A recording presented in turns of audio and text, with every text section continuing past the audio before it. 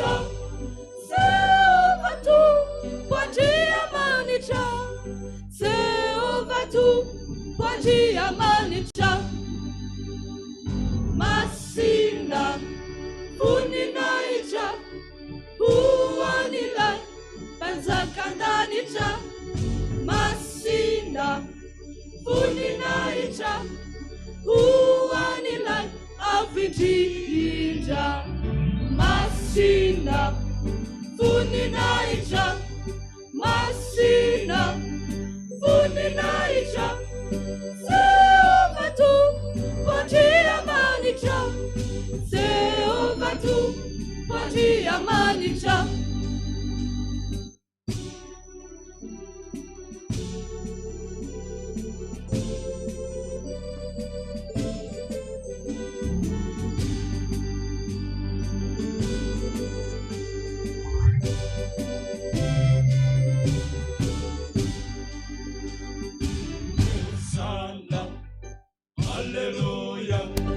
Hosanna, Alleluia, Jesus Isa, nakanja manitra, Jesus Isa, nakanja manitra.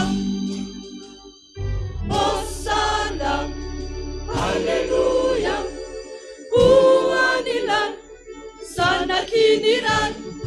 Hosanna, Alleluia.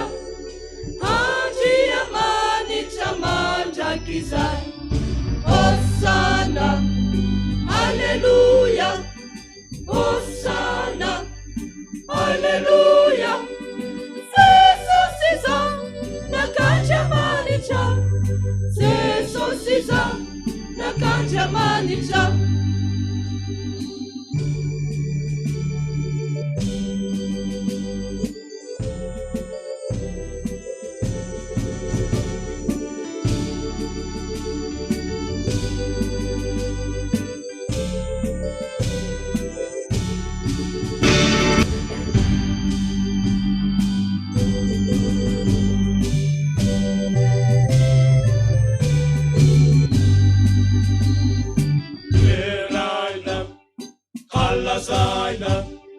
Teraina, kalazaina, fanaima, sinanja manitra, fanaima, sinanja manitra. Teraina, kalazaina, uanilai, irakanja manitra. Teraina, kalazaina, manuluzaina pitari dalana Teraina kalazaina Teraina kalazaina Fanaima sinanja manitra Fanaima sinanja manitra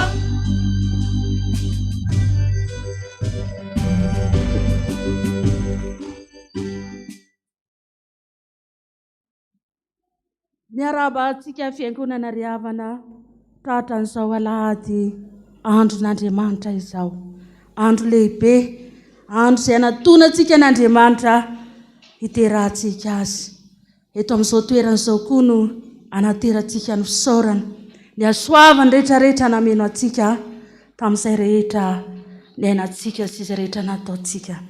Miaraba manokana ihany koa ny vondrom-pampianatra tahak'izao androm-bokatra izao. Dia Andriamanitra fitahiana mbola andavalava ary mbola hanome andro maro. Azahoana ary mbola manatanteraka ny asan'Andriamanitra. Daontsika ankalaza, daontsika hanome voninahitra ilay nahary antsika, hanandran-tanana isika hanome voninahitra azy. Voninahitra aneo an'Andriamanitra rery ihany. Haleluia! Masina, masina, masina Jehova tompony maro. Eniky ny voninahiny tany rehetra. Amen. Dia mitombona aminareo mandrakarivany ny fahasoavana sy ny fiadanana avy amin'Andriamanitra ray sy Jesosy Kristy tompontsika. Andao toizantsika ny fiderana. Andao hisaotra an'Andriamanitra sika noho ny soa rehetra nataony tamintsika. Andao vakitsika miaraka ny salamo 7:1 andininy voalohany ka hatramin'ny andininy 9. Salamo 7 andininy voalohany ka hatramin'ny andininy 9. Rehefa vita zany dia arahantsika amin'ny atema 9. Amin'ny anaran'i Jesosy, misaoran'i Jehova ary fanahiko, ary izay rehetra ato anatiko misaora anarany masina. Misaoran'i Jehova ary fanahiko, ary aza misy adonoinao ny fitahiana rehetra, izay mamela ny helikao rehetra, izay manasitrana ny aretinao rehetra, izay manavitra ny ainao tsidina ny andavaka, izay manarona famindram-po sy fiantrananao, izay mahavoky soa ny vavanao, ny fahatany ranao mody indray toy ny an'ny voromahery. Jehova manao fahamarinana sy fitsarana amin'izay rehetra ampahoriana. Efa nampahafantatra Mosesy ny lalakalehany izy. Ny zanak'Israely nampahafantary ny asany. Mamindra fo sy miantra Jehova, maro-po sady be famindram-po. Amen. Antema 9.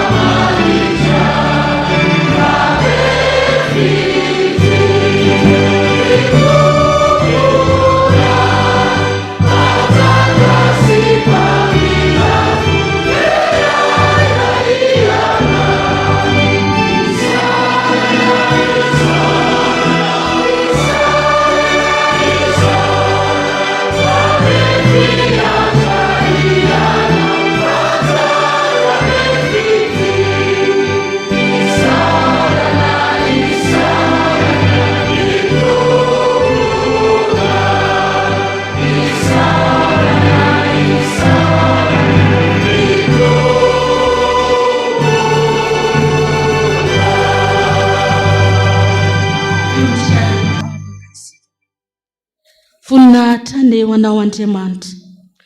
Ilay Andriamanitra tokana, ilay manana ny fahefana sy ny rehetra any an-danitra sy ny ety an-tany.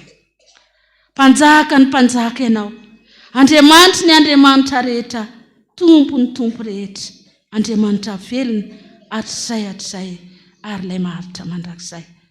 Ilay fahatsaranao Andriamanitra no mamelona ny tany aman-danitra. Indre ny fitiavanao, Andriamanitra fitiavana lehibe indrindra, ilay nanome anay an Jesosy Kristy tomponay, anavitra anay.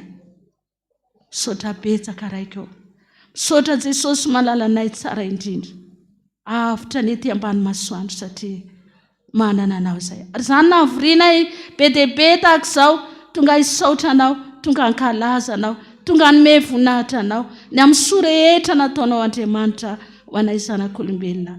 Tompo malalo, be ny vitanao, be ny tsara, ary izay izao dia mahatsapa mandrakariva hoe raha tsy teo Andriamanitra, raha tsy teo ianao Jesosy, tsy toy izao ny fiainanay. Izany ny isaorana anao, ary maro na dia ny fitahiana azy izay voambara atao amin'ny salamo tao izay tsy sainay tamin'ny saina ankehitriny, fa feno ny hasoan'Andriamanitra ny fiainanay. Raha ary ny loatra Jesosy, raha manome voninahitra anao izay, na dia tsy tahaka ny any an-danitra any azy, fa ny lohanay ny manondrika ny lohanay izay, ary manandratra ny feonay, vokatry ny fonay manao hoe masina, masina, masina Jehova tompony maro, enti ny voninahiny tany rehetra. Amen. Eo mpitsanganana iandriavana no anaovantsika ny hira 320 dia hotoriana ny tenin'Andriamanitra.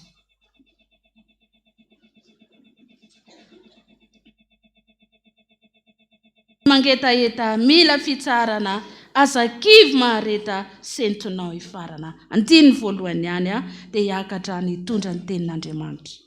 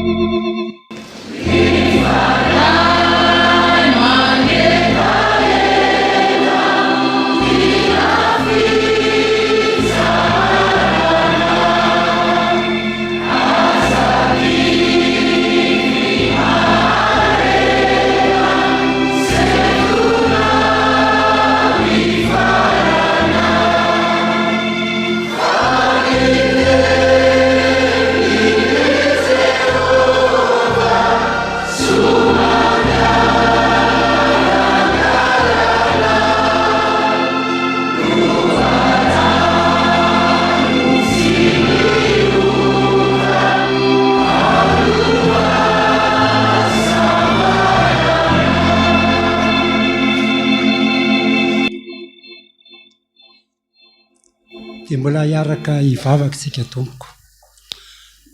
Ry Andriamanitra, ny mpanjaka, ny tompo ny tompo. Fantatray fa manatrika anay eto anao, manome voninahitra anao ary izay midera anao, mankalaza anao. Andrindra misaotra anao noho ny ity andro ity izay ankalazana ny fanateram-bokatry ny vondron'ny mpampianatra. Makasitraka anao izay amin'izany Jesosy, fa tsy tonga izany fotoana izany raha tsy ianao no nandahatra azy. Dia fantatra koa fa manana trany izay teny tianao omena anay ianao, manana ny sitraponao anao, manana ny afatrao, tsy ho an'ny vondron'ny mpampianatra fa ho an'ny vahoaka rehetra eto amin'ity fiangonana reny ny tanàna andrano ity. Dia mitenena ary Jesosy, mitenena fa vonika iaino izay mpanomponao. Amen. Ry afa-malala ao amin'ny tompo, ampitomboana amintsika rehetra ny fahasoavana sy ny fiadanana avy amin'Andriamanitra Ray sy Jesosy Kristy zanany. Dia miaraba antsika fiangonana rehetra, ary miaraba ihany koa ny sampana vondron'ny mpampianatra izay mankalaza ny fotoana fanateram-bokatra amin'ity anio ity, raha efa nanomboka tamin'ny latsinainy ny fankalazana ny herinandro mbokatra. Ny teny izay akantsika ny sitrapon'Andriamanitra dia izay hitantsika ao amin'ny filazantsara nosoratan'i Jaona. Filazantsara nosoratan'i Jaona, toko fa 2:20. dia ny andininy 5 ka hatramin'ny 7. Jaona 2:20 ny andininy 5 ka hatramin'ny 7. Rehefa hita dia irahantsika mamaky amin'ny anaran'i Jesosy. Ary rehefa nisakafo izy dia hoy Jesosy tamin'ny Simona Petera, Simona zanak'i Jaona, moa ny fitiavanao ahy mihoatra noho ny fitiavany reto? Hoy izy taminy, eny tompoko, ianao mahalala fa tianao aho. Dia hoy izy taminy, fa ano ary ny ondrikeliko. Hoy indray izy taminy fanondrony, Simona zanak'i Jaona, moa tiava ahy ianao? Dia hoy izy taminy, eny tompoko, ianao mahalala fa tianao aho. Dia hoy izy taminy, andraso ary ny ondriko. Hoy izy fanotelony, Simona zanak'i Jaona, moa tiava ahy ianao? Dia nalahelo Petera satria izy nanao intelo taminy hoe moa tiava ahy ianao. Ka hoy izy taminy, tompoko, ianao mahalala ny zavatra rehetra, fantatrao fa tianao aho. Hoy Jesosy taminy, fa ano ary ny ondrikeliko. Lazaiko aminao marina dia marina tokoa, raha mbola tanora ianao dia nisikina ka nandeha tamin'izay tianao, fa rehefa antitra kosa ianao dia haninjitra ny tananao ary olon-kafa no hanikina anao ka hitondranao amin'izay tsy tianao. Ary izany no lazainy hanambara ny fomba ny fahafatesana izay ankalazany an'Andriamanitra. Ary rehefa voalazany izany dia hoy izy taminy, manaraha. Ray masino manamasinana amin'ny fahamarinana, ny teninao ny fahamarinana. Amen. Teny efa mahazatra antsika tokoa, efa fandrentsika isan'andro isan'andro. Indraindray aza moa dia rehefa mamaky an'io dia misy le ohatrany hoe manao kivazivazy kely dia resahana hoe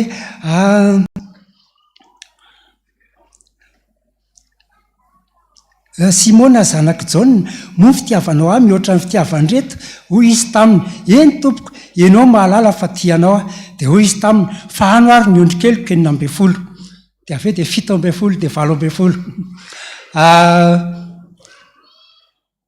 Iteny izay manambara resaky ny mpifankatia ireto andalan-teny reto dia i Jesosy sy Simona Petera izay mpiara-miasa fatratra, kanefa na dia nisy ary ny fiarahana nandritra ny 3 taona dia mbola misy ihany ny fanontaniana fitiavana, ny fanontaniana tokom-pitiavana. Ny ty fotoana ity moa izany dia fotoana vitsivitsy izay alohan'ny ialany Jesosy tetỳ ambonin'ny tany hodiny any an-danitra. Ary fanotelony tamin'ny sehon'ny Jesosy tamin'ny mpianany izy ity. Dia Jesosy rehefa andeha dia nieritreritra hoe amin'izy ary no ametrahako an'ireto vahoaka reto, amin'izy no ametrahako an'ireto ondry reto, satria moa dia izy no manoratra ny tenany ho mpiandro ondry ary sika no ondriny. Dia rehefa nisy izany dia tsy maintsy nitady izy, nitady olona, ary rehefa nitady izy dia tamin'ny Petera izany no ny antefany ny safidiny. Naninona no tany amin'ny Petera ny asany antefany ny safidiny? Satria fantatsika tsara fa Petera dia azo lazaina fa ilay mpianatra miavaka amin'izy 12 lahy, ary atao miavaka mihitsy aza tamin'ilay 70 lahy izay nirahan'i Jesosy indray mandeha nandeha nitory ny filazantsara ary hanao ny asany tany amin'ny vahoaka tany. Miavaka izy satria izy no mpianatra voalohany natsoin'i Jesosy, ary anisan'ny avahany dia zao, raha nanondro azy Jesosy hoe atsy amin'ny ilany atsy, alatsaka ny aratonao, dia nahazo trondro be dia be izy, ary efa saika tsy zakany sampo. Rehefa tonga teo amoron-drano izy dia hoy Jesosy taminy hoe andao anaraka ahy, fa manomboko izao tsy ataoko mpanarato trondro intsony ianao fa ataoko mpanarato olona. Teoneo ihany tsy nieritreritra ilay trondro verany sambo Petera izay mety ho nahazoana vola be, fa avy hatrany dia babon'i Jesosy tamin'ny ray mpimaso izy tonga dia lasa navelany teo ny sambo navelany teo, ny arato navelany teo, ny trondro lasa izy nanaraka an' Jesosy. Izy ihany koa ilay atao hoe tsy mba mipetrapetraka fa raha nahitan'i Jesosy nandeha tambony rano izy, ny mpianatra rehetra dia natahotra ary nieritreritra izy iny mahatotovy fa ny any Petera dia za koa mba hoeny aminao Jesosy avy ary ianao izy Jesosy. Dia izy no nanandrana ihany koa izany hoe nandeha namindra teny ambonin'ny rano. I Petera ihany koa dia olona mpanaja fatratra an' Jesosy, ka raha tonga tamin'ny andron'ny alakamisy masina, hoy Jesosy ao sasako ianareo, dia tonga dia nanaiky daholo ny mpianatra rehetra. Petera rery naninona nandaa izy, za kosa Jesosy afady raha ianao no andeha hanasa ny tongotra. Dia hoy izy Jesosy hoe raha tsy manaiky ho sasako ianao dia tsy anana anjara amiko. Zay izy vao nanaiky, ary izy ndray raha izany dia aza ny tongotra ihany fa lohako ny vatako rehetra, ny tanako rehetra. Dia Jesosy manao hoe zay efa nisasa dia efa madio fa ny tongotra ihany no sasako. Raha nanontany koa Jesosy nanao hoe ataonao iza moa, ataonareo iza moa, dia Petera rery no an'ny laza hoe ianao no Kristy, zanak'Andriamanitra velona.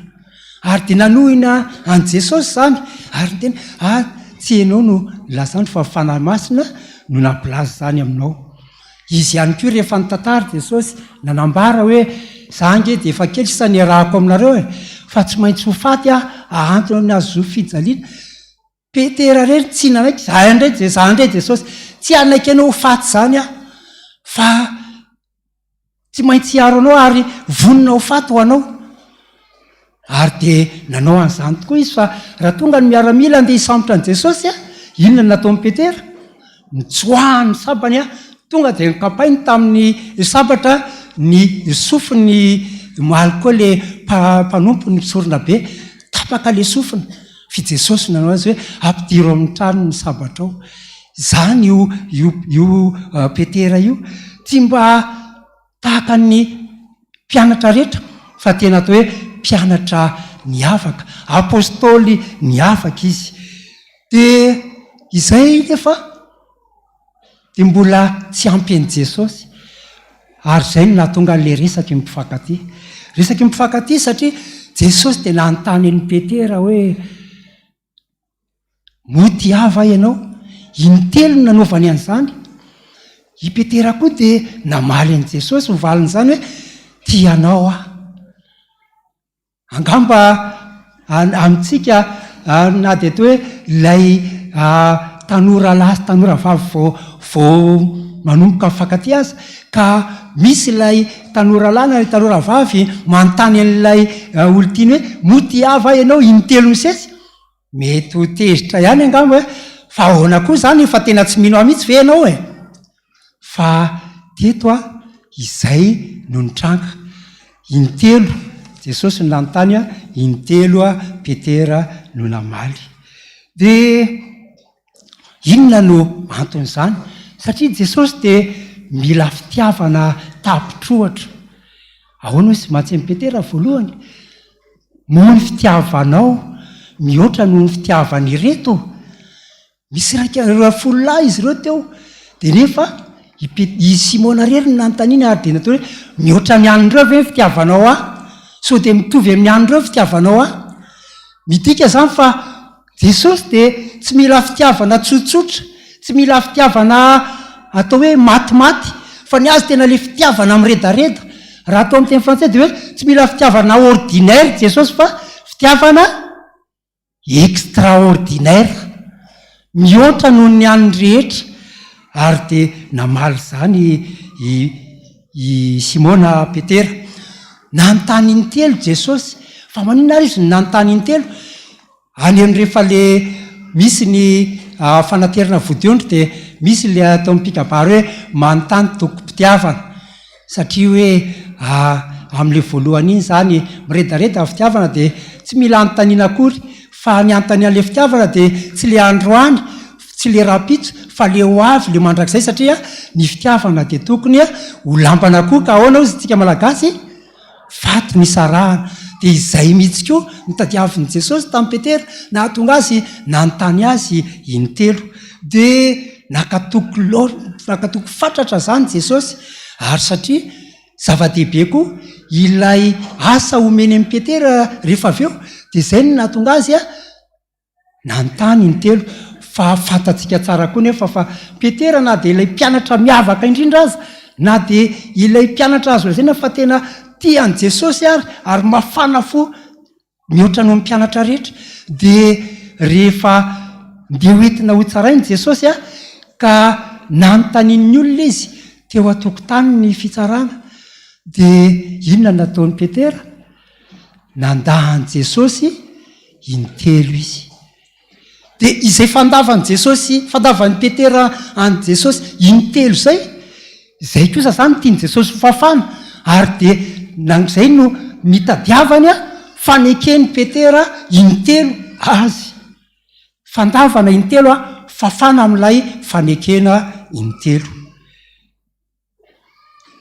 farany resy lahatra Jesosy ary rehefa resy lahatra izy toy izy hoe manaraha fa inona ary no antony tena nahatonga an' Jesosy antany an'i Petera intelo raha tia azy izy na tsy tia azy nefa dia Jesosy ne mahafantatra ny zavatra rehetra fantany fa tena tia azy mihitsy io Simona Petera io satria izy mahalala ny ho avy fantany fa any aoriana any dia anaikeny Jesosy ary anao ny asan'i Jesosy hatramin'ny fahafatesana i Simona Petera nefa dia nanontany azy satria nanana tanjona ngeza be Jesosy nanana tanjona lehibe dia lehibe Jesosy dia tsy inona fa ny anekeny Petera ny karakara ny ondriny izany hoe ny karakara an'ireo vahoaka izay efa nanaraka an'i Jesosy ary fantatry Jesosy fa tsy maintsy hisedra zavatra mafy ireo mila mpitarika ireo mila mpiaro ireo dia izay no nahatonga an'i Jesosy nanontany intelo teto izany dia niova asa fanotelony iray Petera tamin'ny voalohany izy Simona Petera dia mpanjono dia rehefa tonga Jesosy andao fa ataoko mpanarato-olona ianao fa eto kosa dia asa hafa indray no nomeny Jesosy any Petera hoy izy hoe fahano ary ny ondrikeloko andraso ary ny ondrikeloko fahano ary ny ondriko lasa mpiandro ondry indray zany Petera manomboka eto lasa mpamahana ny ondry lasa mpiandry ny ondry ka amin'izany mpiandry ondry azy zany dia tsy maintsy izy zany ny asa lehibe izay ataony Petera dia ny fikarakarana an'ireo ondry ireo na amin'ny ara-batany zany na ny ara-nofo na amin'ny ara-panahy amin'ny ara-batana dia ireo Petera zany no asain'i Jesosy mikarakara an'ireo ondry ireo mamahana azy mitondra azy any amin'ny toerana misy ny bozaka amin'ileny denoka mba tsy ho fatinoana ireo vahoakan'Andriamanitra nanaraka an'i Jesosy ireo ary izany dia mampiseho an'ilay Jesosy izay miahatsika hatrany ary mieritreritra atsika hatrany mieritreritra izay manjoa atsika hatrany ary tahaka ny nataony tamin'ilay olona lehilahy tsy omby 5,000 no fahanana teny tendrombohitra na dia mofo 5 sy azan-drano 2 fotsiny aza dia nataony tsisy afamaina tsisy averimaina ny nandehanany teny fa natao voko daholo ary mbola nisy ampiny azy dia tahaka izany koa izany no tadiavin'i Jesosy amin'ny Petera hoe tsy maintsy tandremanao ireo akambanao ireo ondry ireo ary omenao sakafo ireo dia ohatra izany koa tokony izy koa ny famahanana ara-panahy fikarakarana ara-panahy tahaka nataon'i Jesosy rehefa manaraka azy ny olona eny tendrombohitra dia misy ny fampianarana misy ny fitorinana ny filazantsara ny fanjakan'Andriamanitra dia izany koa no nasaina ataon'i Petera amin'ny olombelona rehetra izay zava-dehibe loatra amin'i Jesosy izay no nahatonga an'i Jesosy intelo nangataka toko-pitiavana tamin'io Petera io ary vokatr'izany dia inona tokoa no nitranga rehefa lasa Jesosy dia tsy nijanona fotsiny amin'izao Petera fa tonga dia nanatanteraka ny asany. Izy no nanangana ny fiangonana voalohany ary dia tsaroantsika fa nikarakaran'ireo olon'ireo amin'ny aranofo izy satria dia nangonina daholo no fananan'ireo namidy ny tany sy ny sisa dia niaraka ny velona tao ireo vahoaka ireo. Nisy koa ny fanomanana famahanana ara-panahy dia tsy vitany hoe ireo olona tao Jerosalema ihany na tany Jodea ihany fa nandeha hatrany amin'ny farany tany dia nandeha nitory ny filazantsara Petera ary niafara tamin'ny fahafatesany izany. Maty aza moa izy Simona Petera dia tsy mbola tahaka ny an'ny hafa ihany ny nahafatesany fa ny azy tsy mba nanaiky natao teo ambony azo fijaliana tsy zay fa natao ahoana ny azy ny nahafatesany. Natsongoloka ny lohany teo amin'ny azo fijaliana. Tsy ho an'ny Simona Petera ihany izany toko-pitiavana angatahan Jesosy zany fa amintsika ihany koa, aminao, amiko, amintsika rehetra. Raha manontany ary Jesosy androany aminao hoe mo tiava ahy ianao, mo fitiavanao avy mihoatra noho ny any reto, manana fahasahiana ve tsika amaly hoe tena tianao ahy Jesosy? Raha manontany ny telo Jesosy dia vonona ve tsika ny amaly ny telo hoe tianao ahy Jesosy? Ary raha miteny Jesosy hoe fahano ary ny ondriko, andraso ary ny ondriko, vonona venao ny amaly hoe eny amin'ny alalan'izany fanekena fitiavana izany mipetraka amintsika rehetra zany. Sika rehetra koa dia olona tiany Jesosy ary olona izay tiany Jesosy koa ho tia azy amin'ny fitiavana miredareda, amin'ny fitiavana mivaivay tahaka ny an'i Petera. Ary izany mihitsy no lazany hoe ny olona izay tiany ny tena manaraka azy dia olona mahafoy vady, zanaka, fananana, trano sy ny sisa sy ny sisa. Mahafoy an'izany ve tsika? Mipetraka amiko sy aminao izany fanontaniana zany. Fa isika koa zany dia hitakian'Andriamanitra ny fitoriana ny filazantsara satria efa nahazo filazantsara, nahazo ny filazantsara tsika dia hoy ny soatra masina hoe izay nahazo maimaim-poana ompizara maimaim-poana dia anjarantsika zany. Zany no antom-pisian'ny sampana eto amin'ny fiangonantsika. Dia ny fitoriana ny filazantsara tsy atao anivon'ny fiangonana ihany fa manerana any Madagasikara mihitsy.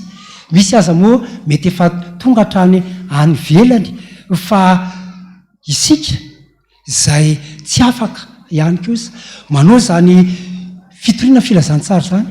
Momba vonona fetsika anohana ny sampana amin'ny andro-bokatra tahaka izao fa ny fanatitra ataotsika dia izany no solony ny tanantsika, solony ny vavantsika, solony ny tongotsika mandeha manao fitoriana ny filazantsara.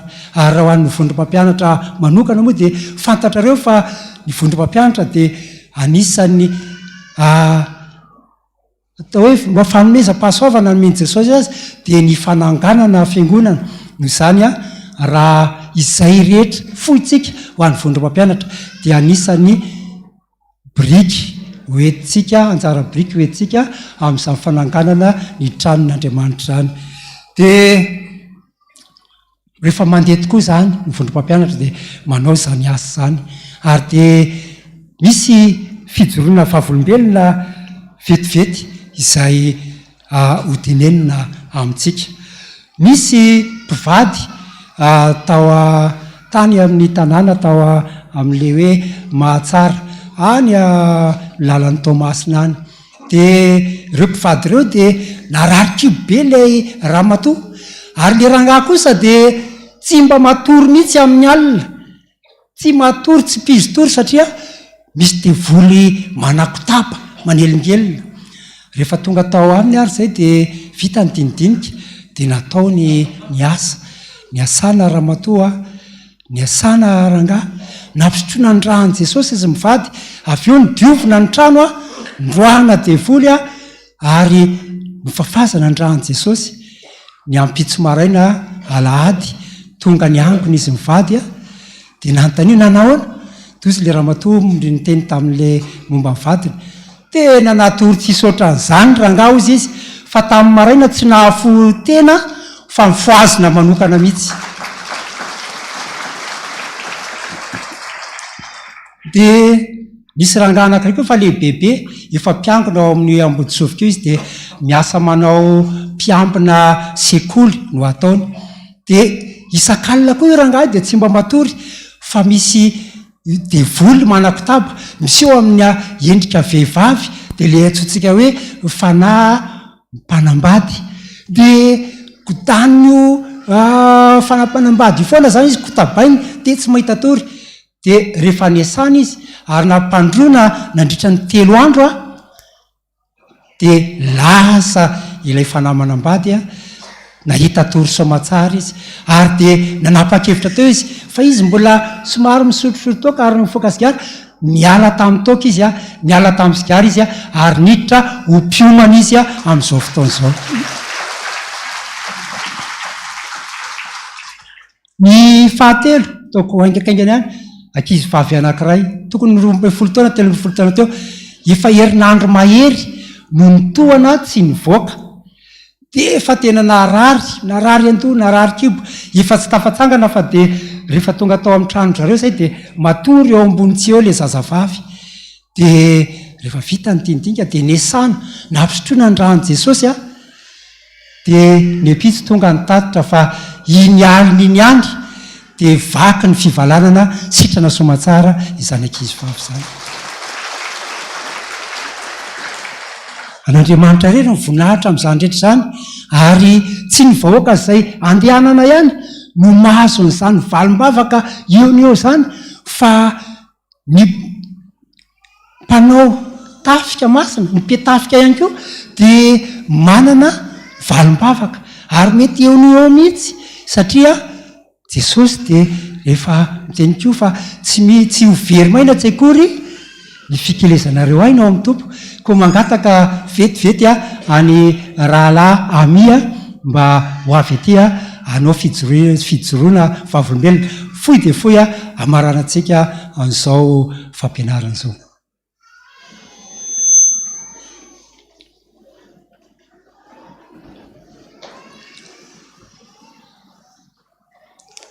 Izy moa dia hitantsika fa mbola tovolahy tokoa mbola vao anaty amin'ny fahatanjorana.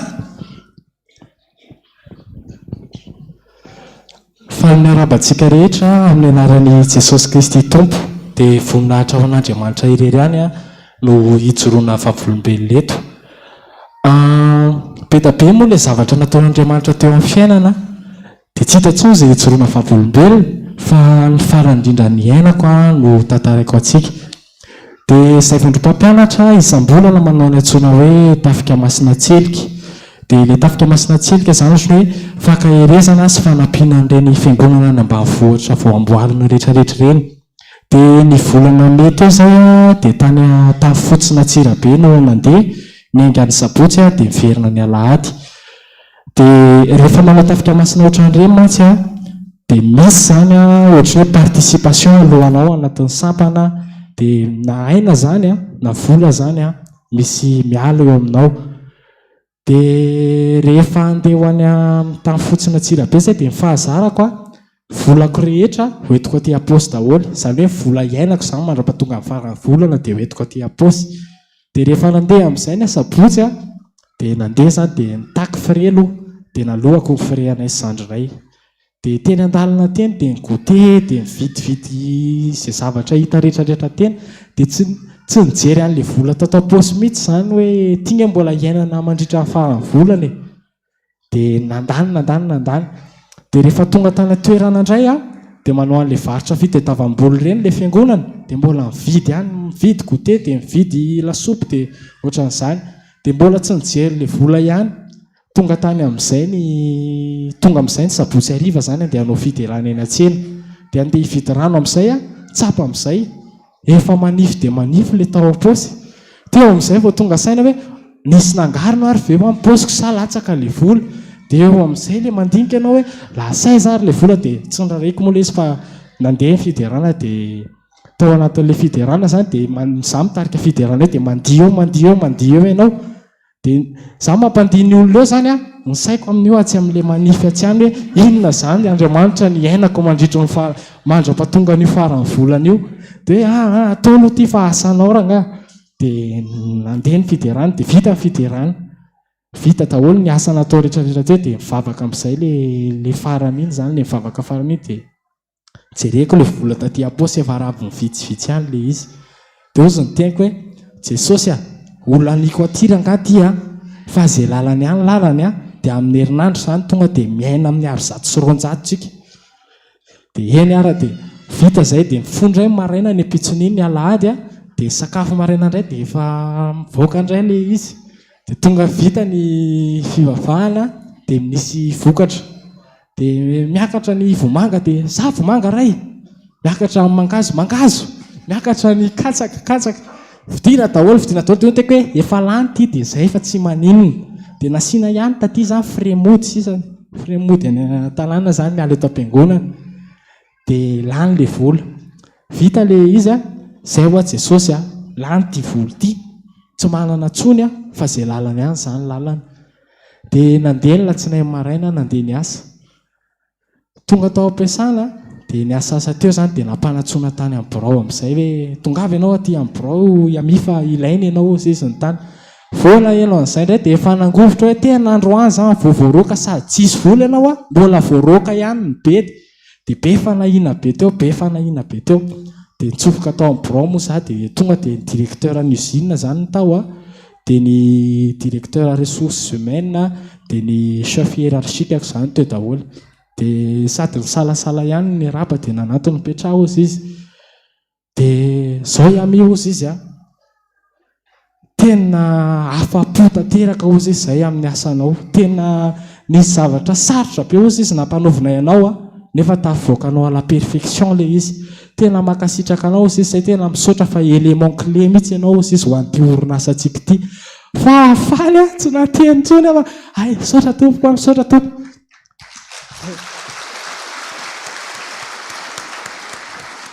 dia tsy zany ihany le izy fa zao ozy izy ho fakasitrahana ianao manomboka androany ozy izy miakatra 10% karamanao teno eo dia ny zavatra nagaga nefany volana me zany tsisy fisondrota-karama zany ao am-piasana nefa zany no le vavaka sy le asa natao tary domin'Andriamanitra daholo ny fony hoe ampitombony an'ireo tovolahy eo ohatran'izany Jesosy io dia zao vao tonga saina hoe takizay vilany nangatahako tonga dia teny eo zany dia nahazo vilany apitsiny zany moa dia entina antsika rehetra tsy foana tsy akory ny fikelezantsika aina na vola eo anatrehan'Andriamanitra fa hitany daholo reny rehefa mafoy tsika dia mafoa antsika koa eo Andriamanitra eo ary eo ny valim-bavaka omeny anao zany dia voninahitr'Andriamanitra rery amen satra toko voninahitr'Andriamanitra daholo zany rehetra zany dia Andriamanitra izay miteny amintsika ihany koa hoe miakara ny tendrombohitra ary makazo dia ataovy ny tranoko fankasitrahako zany dia ataovy ary izay azo ny tananao atao anohanana ny fondrom-pampianatra hoe tsika manamboatra indray fiangonana any amin'izany toerana atao hoe iotsika any folo-point zany ny voninahitra teo an'Andriamanitra irery any amen.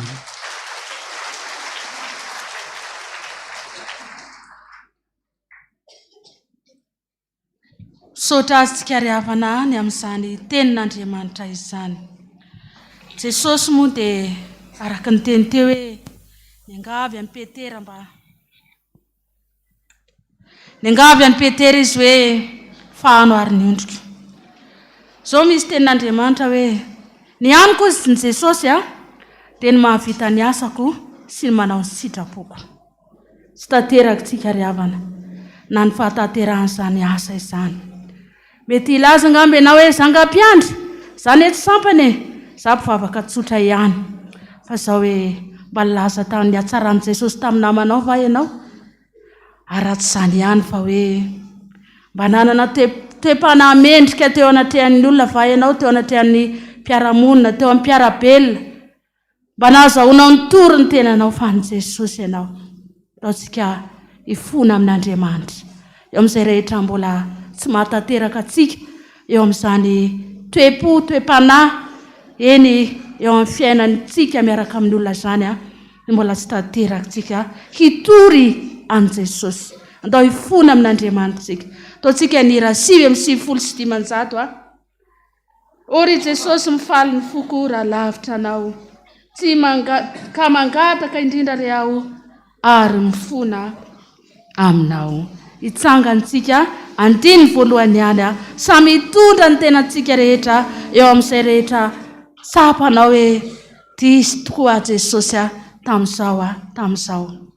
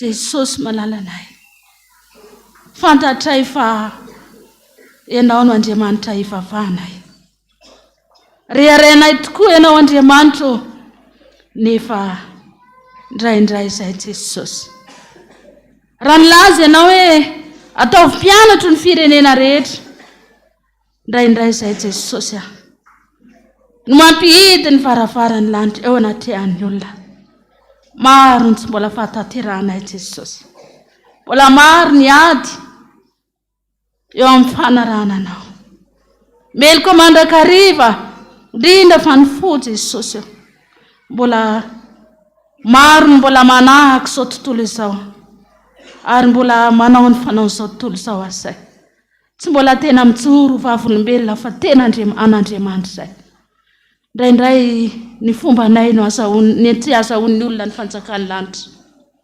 mifona aminao izay Jesosy mety miavinavina mety maro teny aloka ny vava nefa tsy araka ny sitrapon'Andriamanitra ao ny fieritreretana diso rehetrarehetra Jesosy ao ny fandikan-dalàna izay tsy miafina aminao ary tarafiny hafa izany mifona aminao izay Jesosy mamelany elokay na dia efa afaka amin'le asa manao an'izao araka ny didinao azay fa le toetra madinidinika nananay Jesosy izany mbola maharesy anay ary izany mbola tsy ahavitana ny asanao matetika satria izany ny tsy hanarahan'ny olona anao mifona aminao izay Jesosy mamelany elokay izay rehetra tonono ny vavanay eto ankehitriny mifona izay Jesosy mamelany elokay tsy vita ny asa Jesosy mamindrafo aminay ao ny akamony ao ny tsy farisihana eo amin'ny fanarananao tsy ahavitana ny asanao mameloka anay izany mamindrafo aminay tompo ndreto izay tompo any amin'iza moa zahay mibanjana anao izay mangataka famindram-po mangataka aminao izay mba taio izay mba tsy ho lavitra anao mba tena anakaiky anao mba ho tanterahanao ny teninao Andriamanitra hoe za tsy maintsy mitombo ianareo tsy maintsy miena mino a Jesosy fa mamela ny eloka ianao ary mino atompo fa anamboatra na indray izay ianao amin'izany teninao zany hoe tsy maintsy mitombo ianao ao anatinay ao ary zany no asainay tahaka ny Davida mpanao salamana hoe sambatra ny olona izay voavela ny elony sy voasarona ny fahotana sambatra ny olona ary tsy misy fitaka ny fanahiny. Amen. Mino an'Andriamanitra raitsy tompanao ny lanitra sy ny tany aho ary mino an' Jesosy Kristy zanan'ilay tokana tompontsika izay nitorotoronina tamin'ny fanahy masina nateraka Maria Verjiny nijala nanapoka Pôsy Pilato nombona tamin'ny hazo fijaliana matika nalevina nidina tany amin'ny fiainatsika nitsangana tamin'ny maty tamin'ny andro fahatelo niakatra ho any an-danitra petrika eo kavan'Andriamanitra raitsy tompo mino ny fanahy masina fiangonana masina manelina izao tontolo izao fiombona ny olona masina ny famelan-kemo fitsangana ny tena maty ary ny fiainana mandrakizay. Amen. Hoy Jesosy hoe raha miaiky ny fahotanao ianao dia matoky sy marina izy ka mamela ny eloka rehetra. Andao mbola ataontsika lorantsika ny tenantsika ho an'Andriamanitra le hira teo ihany 7:5 ny andinin'ny fahatelo raisy ry tompoko ny fikasako raisy ny foko anio raha ny marina no ialako dia haitsio sy ampio.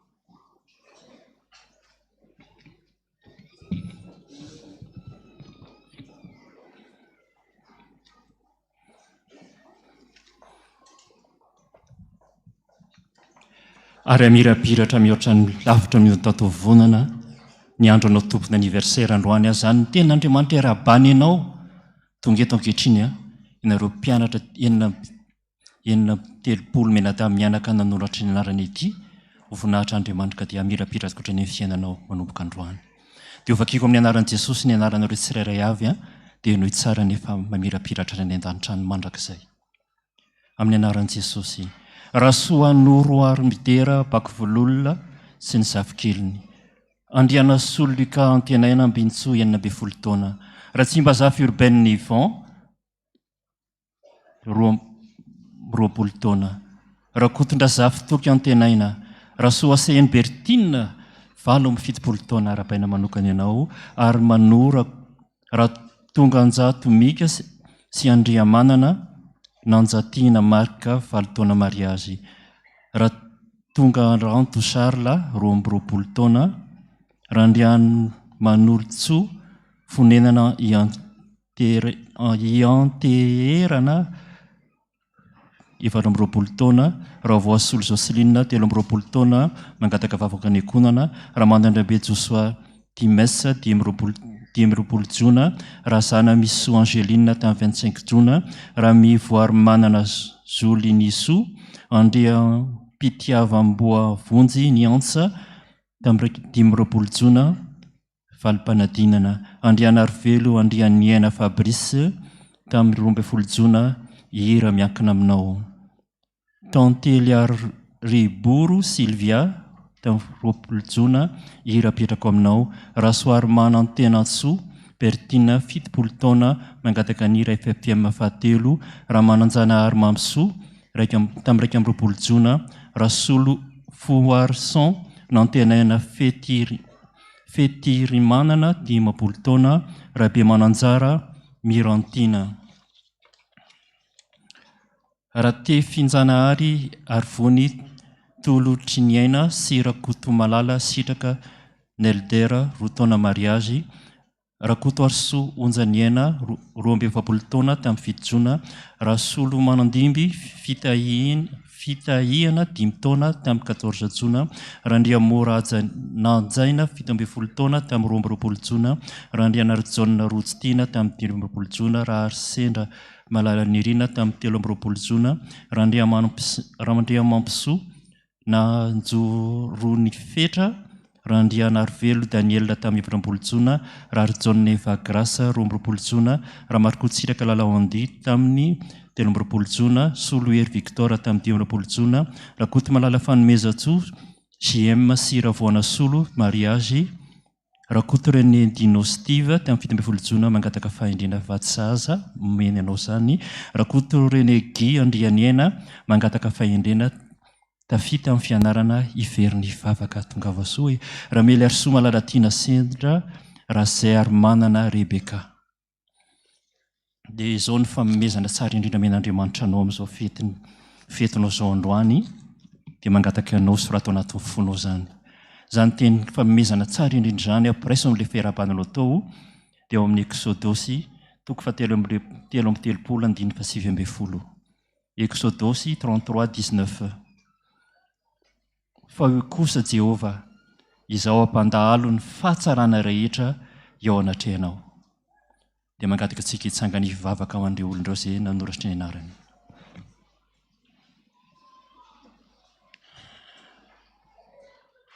Jesosy io tsy izany nampitsangana an'ireo na dia malaindaina ary izy ireo mitsangana fa ianao nampitsangana satria hieny teny vaovao mahafaly teto izy androany. Mamirapiratra daholo eraky Madagasikara ankehitriny, tena mamirapiratra. Fa akaiky ny fetim-pirenena dia mirehitra ny daholo ny arendrina vita malagasy sy ny vita vahiny. Dia mirehitra ny vita daholo ny ray aman-dreny mamorona tsy misy mihitsy mandany vola ho an'ny zanaka hoentina mandehandeha androany hariva. Fa ny teninao kosa efa nomenao hatry ny elabe ho an'ny olona izay teraka androany sy tamin'ny taona izay nitenenina teo amirapiratra. Mihola lavitry ny taotavona sy ny masoandro ny fiainanao. Ampianao mbola famemezana hoe ampandalovinao ny fahatsarana rehetra fa raha zany teny zany Jesosy nitateraka aminay reto izay mandrena sy tompona aniversaire ary. Anahoana ny fiainana miaraka aminao e? Anahoana izay mpianatra izy 9:30 menada mianaka teo fa mpianatra vaovao reo amirapiratra mihoatra ny taotavonana. Ny fiainanao fa mila an'izany zay fa misy manjombona ny Jesosy ny fiainan'ireo olondireo e. Na ny tompona aniversaire na sy tompona aniversaire dia tonga eto ihany izy na dia izany ary na fohy fandriana mafana. Na dia mangatsikarina ny fany aminao ilay mafana tsara indrindra. Ho ampandalovinao ny fahatsarana rehetra. Fa misy firy ny fahatsarana any aminao any tsy hita tany saina eto fa samy manana anazy taka an'ilay tovolahy nijoro vavolombelona teo ny laniny ny vola tao paosiny tao ho anao. Dia namenao azy valiny ao tsy anatin'ny herinandro akory fa vao tonga ny latsinainy dia namirapiratra indray ny fiainany ao antranao dia ho feno ny paosina aloha riana na poketra ho feno mandavan-taona. Dia ho takan'izany koa reto olona reto ankehitriny nanotry ny anarany. Aza vela adinona ny hirana tao farany teo ary. Ho voninahitra ianareo ka dia vavaka amin'izy ireo Jesosy fa ny tompona aniversaire mangataka fahendrena, mangataka fitahiana, mangataka valim-panadinana faran'izay tsara, mangataka vatsaza fa mila an'izany koa ny tovolahy na ny tovovavy ankehitriny ao anatin'ny aniversaire izy mangataka an'izany. Fa misy tena ory an'izany tsy mety mifamiana amin'ny tena ilay olon-tiana ilay vatsaza ka dia ao anatin'ny aniversaire izy mangataka an'izany dia mino fa matao izao vavaka izao ao anatin'ny aniversaire dia mihaino vavaka ianao ary tsy mitareridretra ianao fa tena mihaino fa nieritreritry fotsiny ary dia amarinanao ny anahako. Mainka mbo fa mangataka amin'ny anaranao teo amin'ny fivavahana sy finoana amin'ny hery. Araka ny teneny angatanareo amin'ny anarako fa misy angatana amin'ny anaranao nga. eo ambavany fotsiny fa tsy ompona eo fa raha vaty fona azy mivoaka mifafanay dia amarinanao ka ninina vavangatany re tompona anniversaire na tsy atao ary le hira zay nangatany teo dia hirahira ho anao izay any an-trano any dia ny an-dalana eny any ampiasana any amin'ny herinandro iny amin'izao fihetsipirena azy dia mirapiratra ny fiainatokantrano tsirairay hafa misy firenena kely ao anatin'ny firenena malagasy tsy mety mamiratra mihitsy ataovy mamiratra irao ny anjelinao jesosy hamirapiratra zany na tsy mividy arendrina ry izy ireo na tsy mividy lazera ry izy ireo dia ianao ilay Andriamanitra avipetraka iva fijery andefa mifitahina tsy manana mpiampan'olona rehetra izay mare izao vavaka izao sy topo vavan'izao androany amin'ny anaranao mahery le mahery indrindra anao angatahako izany misaotra Jesosy io voninahitra ny eo anao rery ihany amen.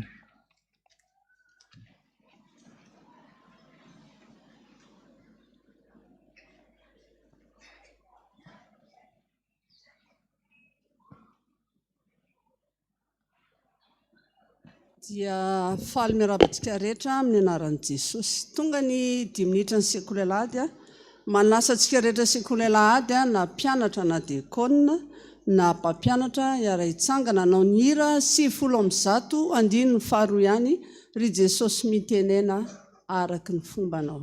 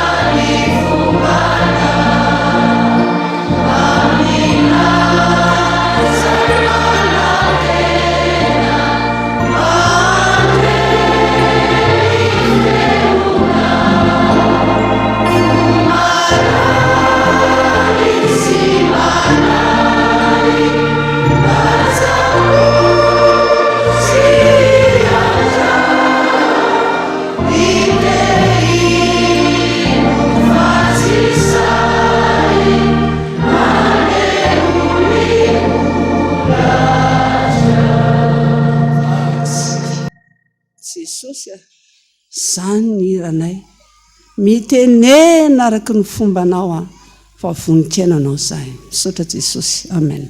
Petraka tsika i Alex Arakizy dia mpianatra sekoly alahady tena mazoto ary tena hoe tiany Jesosy. Anniversaire ny Alex ary ny alahady dia nandritry ny herinandro izy dia mivavaka. Jesosy anniversaire ko amilahady dia zao Jesosy mba angatahako tiako ianao Jesosy, tena tiako ianao Jesosy dia zao mba hatongava hiaraka hivavaka tsika amilahady Jesosy. Zay foana ny vavaka nataony Alexa kely nandritry ny herinandro. Tena maly azy Jesosy hoe eny ary Alexa ho avy amilahady.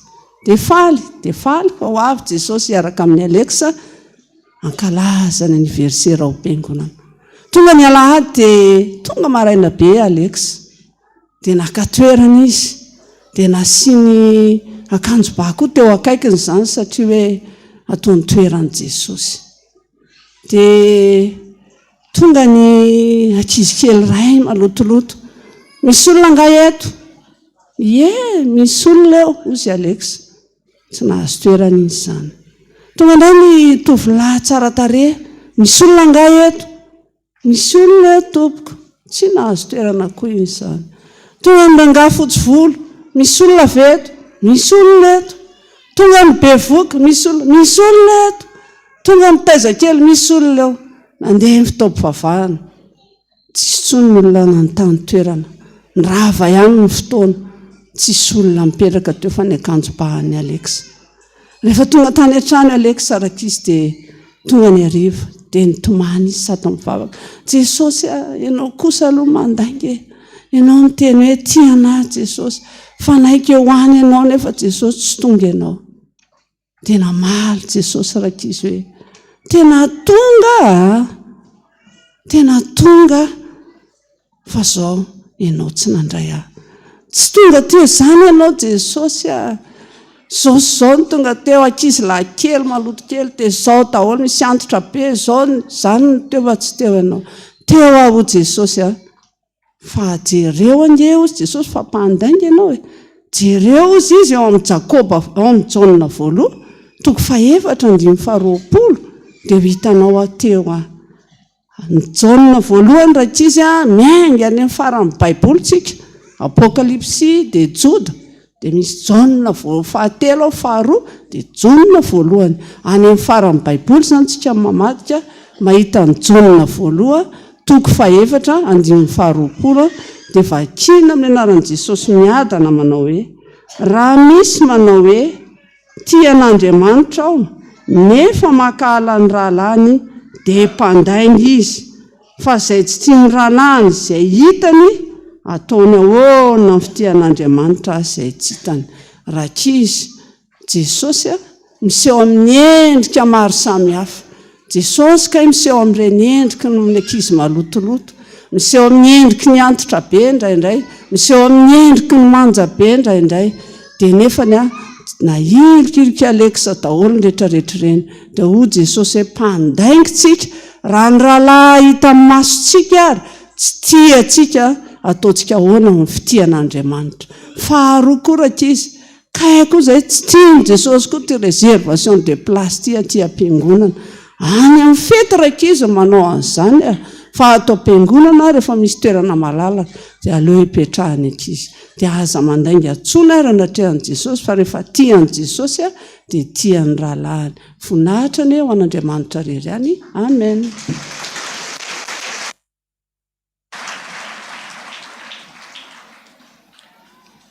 Dia miarabantsika rehetra ry havana amin'izao alahady maraina izao nahatratra izao fetim-pirenena malagasy izao ary dia miaraba manokana ihany koa ny sampana vondrom-pampianatra manatanteraka ny herinandrom-bokatra tamin'ity herinandro ity fiadanan'ny tompony ho amintsika tsiraray avy.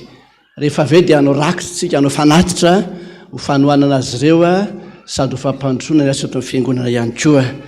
Ny famisokatra zao ny compte-ny fiangonana FPVM Tananandrano ka dia molazaina amintsika izany fiangonana reniny Tananandrano FPVM. Ny adresy moa fiangonana ity dia Tananandrano Ampandrana Besarety Antananarivo Raikambizato. Zay ary ka dia izay mamy-pifaliana zany no akasitrahana indrindra ka dia ataovy izay azon'ny tananao tao. Ndrakitra voalohany dia fampandrosoana asa fiangonana, ny amin'ny mpanetra kosa dia hoentina anatevenana ny asa an'ireto vondrom-pampianatra ireto.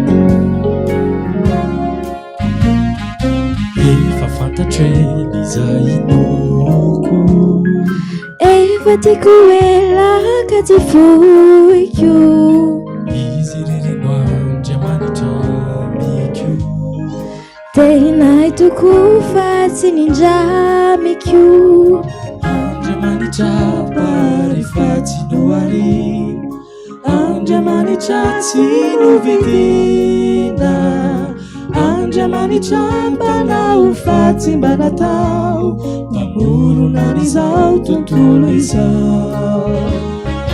Andriamanitra Jizaia Jiza Andriamanitra Terizaira Andriamanitra Vitsibanana Andriamanitra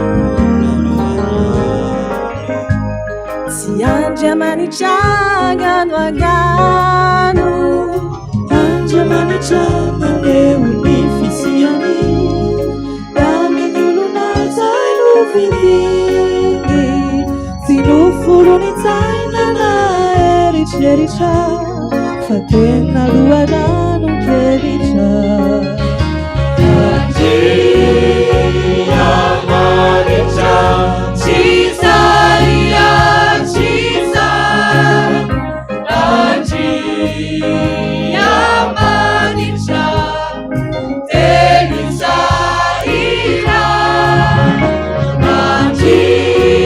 Andriamanitra fitsimbanana Andriamanitra sinatatanana Andriamanitra tena tsisipanana Andriamanitra tsimba natao tanana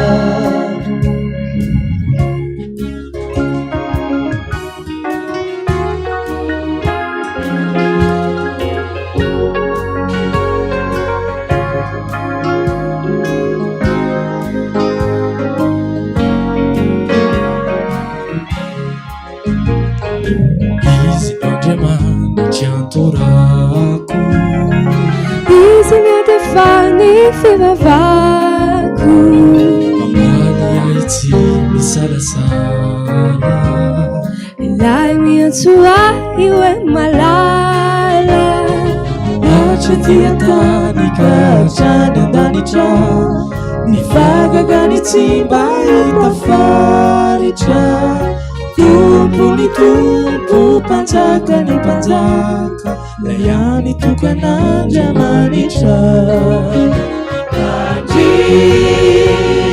Andriamanitra Cisaia Cisa Andriamanitra teny Zaira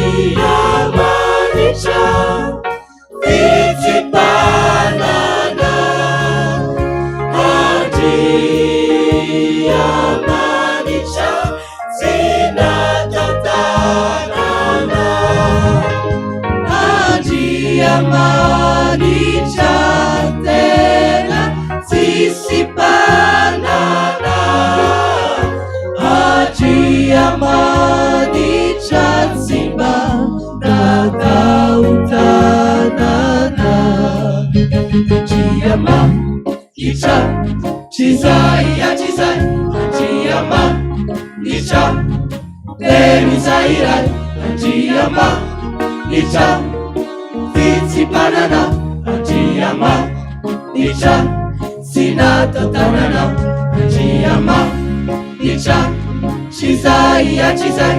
Andriamanitra teny Zaira Andriamanitra fitsimbanana Andriamanitra sinatao tanana Andriamanitra sinatao tanana Andriamanitra sinatao tanana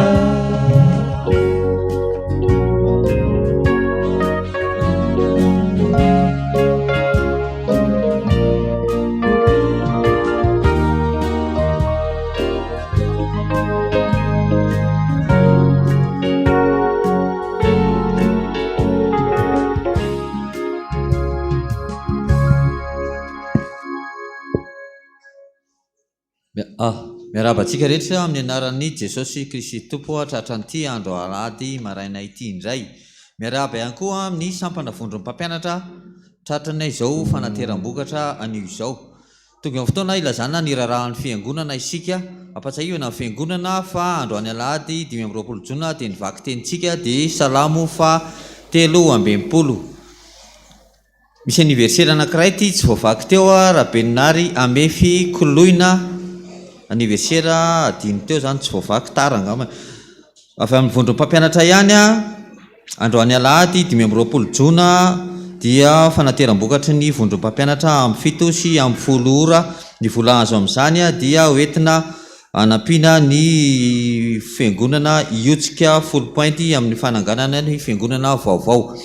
Filazana ilazana ny vahoakan'Andriamanitra rehetra fa misy ny fanaovana batisa faobe ny asabotsy 2 jolay marihana fa ny talata 17 jona amin'ny 2 ora sasany ny fanaovana dinidinika ato ampiangonana ko satria efa tonga eto ny mpanompon'Andriamanitra nanao ny fitatazana ny fanatitra atolotra aloha ny fanatitra zay ho tohizana ny rara.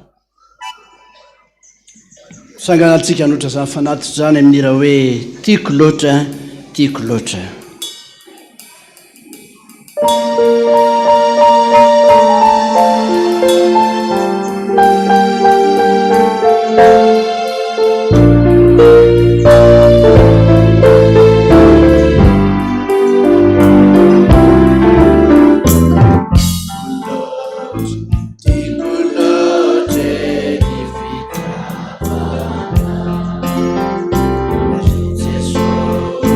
Mami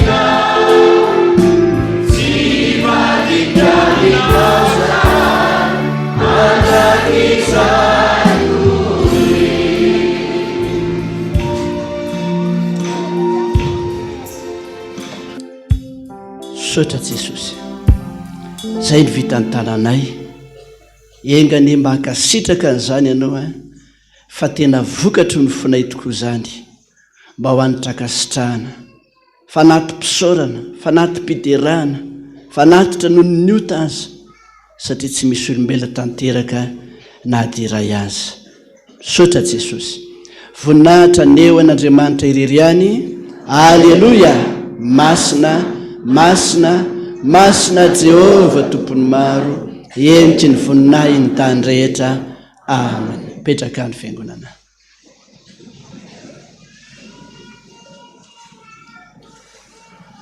totoizana ny raharahan'ny fiangonana avy amin'ny sampana gaetama ny komity ny faharoapolo taona ny sampana gaetama dia maneho fisaorana lehibe indrindra ho antsika rehetra izay niaraka taminay tao anatin'ny tournoi foot à 7 izay nokarakarainay teny amin'ny terrain Akamaso Père Pedro Akambomahitsy nandritra ny 3 asabotsy misaotra indrindra ihany koa anareo sampana velona eto amin'ny fiangonana tamin'ny famalianareo ny antsonay fa nasionareo tokoa fa na dia maro azy isika dia iray ihany makasitraka anareo brao sy komity ny F7 nanome anay alalana ny karakara ny tournoi tamin'ity taona ity sy ny fanotronana nareo tamin'ny izay 3 asabotsy izay misaotra ihany koa ny brao ny fiangonana FPVM Antananandrano ihany koa ampahafantarina nareo fa ny sampana mima no ny bata ny amboara tournoi foot à 7 gaetama faharoapolo taona avy amin'ny mima ilazana isika ray aman-dreny diakonina pia ampamakilahy ny Madagasikara fa isy ny assemblée générale ny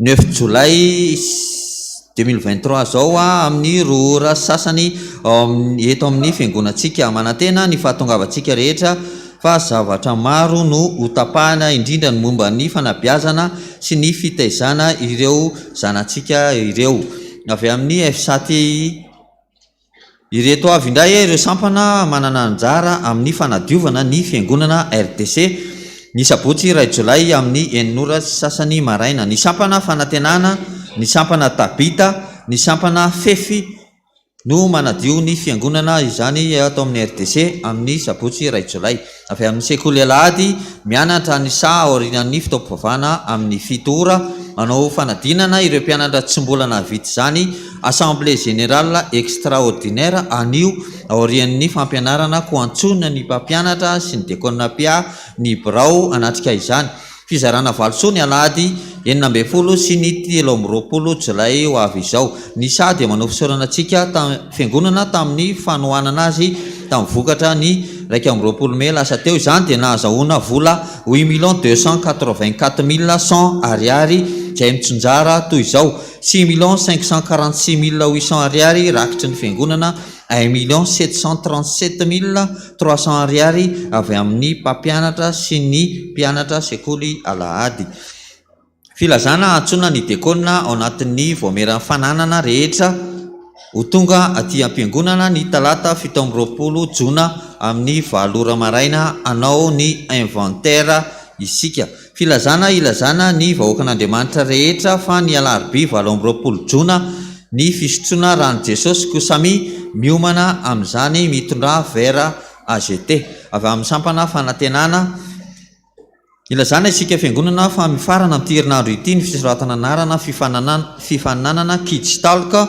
sy slama izay karakarainay sampana fanantenana ny endrika isehon'ny fifananana dia amin'ny alalan'ny lahateny na kabary izay tanterahandreo mpifaninana mariana moa fa lahateny fohy mifandraika amin'ny ady atao amin'ny zava-mahadomelona ny atseo amin'izany ary tsy voatery ny mpifaninana no mamorona ny lahateny ataony misy ny valosoa atolotra andreo izay miendrika indrindra amin'ny fifaninanana ko manasanao isoratra anarana amin'ny Braon Pasteur Marcelin ny alatsinainy hatramin'ny 30 jona ho avy izao ny fandraisana anjara dia 3,000 ariary ho an'ny kidstalka 5,000 ariary kosa amin'ny fifaninanana slamma ny fanazavana fanampiny dia miantso ny laharana 034 83 655 17 na manantona any amin'ny sampana fanantenana ireto avokosa ny zanaky ny fiangonana iroso amin'ny fanondrenana ny tokantrano Matamivevy Razafondra Pierre Philippine Pasteur Andrianatoandro Olidera Haingotina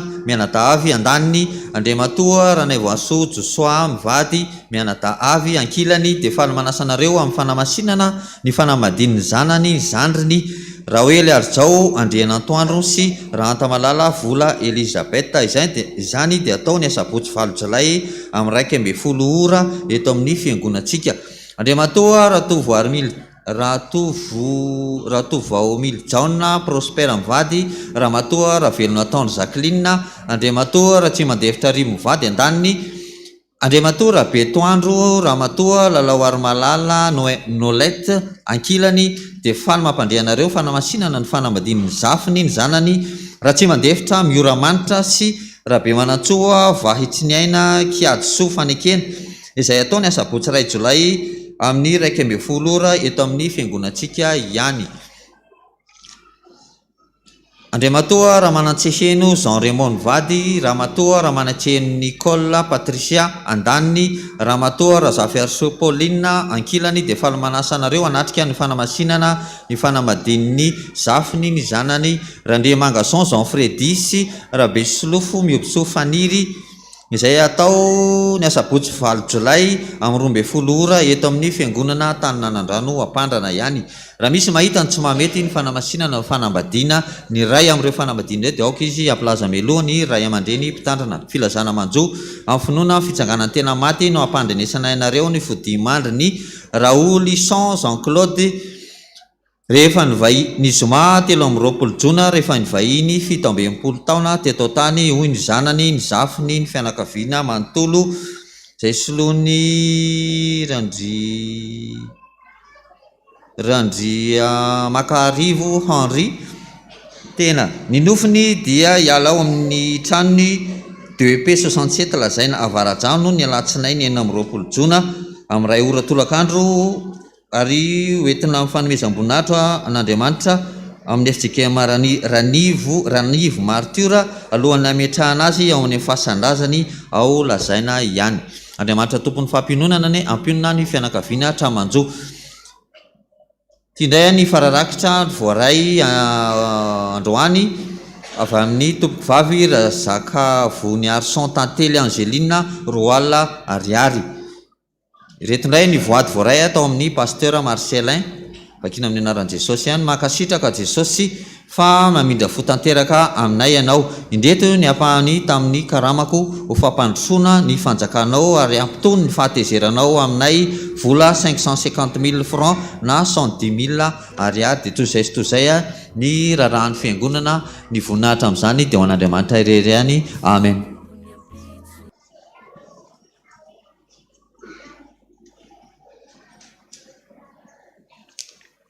dia ampifaliana indray ry ava-malala ny arabanantsika rehetra nahatratra izao alahady ny tompo izao dia faly miarahaba ny vondron'ny mpampianatra koa amin'izao andrombokatra izy rezao dia efa be amin'izany asan'ny tompo izany dia miarahabantsika malagasy nahatratra ny fety pirenena mba ho tena Madagasikara ho an'i Kristy tokoa noho ny fivavahantsika ho an'izao firenentsika izao. Dia tonga eo amin'ny famakiana ny vady masintsika nefa misy fanontaniana kely ty hoe miarahaba amin'ny anaran'i Jesosy ozy izy saika mba nytany hoe misy fianarana piomana vera pitso dia raha ny fahafantarana angambany mety tsy misy satria 26 Juin tokoka. Raha mino isika fa raha vovovaky izao voady izao dia efa ho tanteraka sahady satria vakina amin'ny anaran'i Jesosy. Za mba ho jerena ny fiainako tahio tompo sy trano jereo sahazany zandrilao tsisy tompony ampitso manaovany mety toerana fandalovany aniny ety antany ka nahoana mifandrafirafilavô sy mifankala mety ampalahelo any Jesosy tompo malala maneny nanye tra ilaozany eto amaiza mibebaka sy mifandefitra zay toetra ratsy azotsika reninareno malaky fitaka sy soloky fankalanonda ho arina izany fizay te ibebaka sy ovaderay sy ny any yetu samimiambena isika rehetra hoavy tsy ampilazanyeny tompo itsara antsika ka tandremorera zokeo so tsy fantanitsony nalalaka ny fotony izay nomeny safidianantsika ho amin'ny fiaina tsy tavesa ho amin'ny fiaina mandraky izay mandeha nino iaho raha ilaozany eto samimiambena isika rehetra hoavy tsy ampilazany eny tompo itsara antsika ka tandremorera zokeo so tsy fantanitsony nalalaka ny fotony izay nomeny safidianantsika ho amin'ny fiaina tsy tavesa ho amin'ny fiaina mandraky izay mandeha nino iaho raha ilaozany eto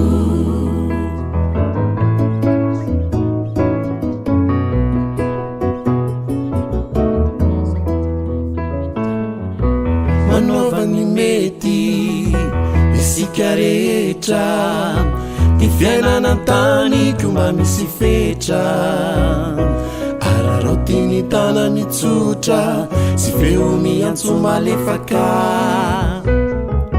ka tenizao manaovany mety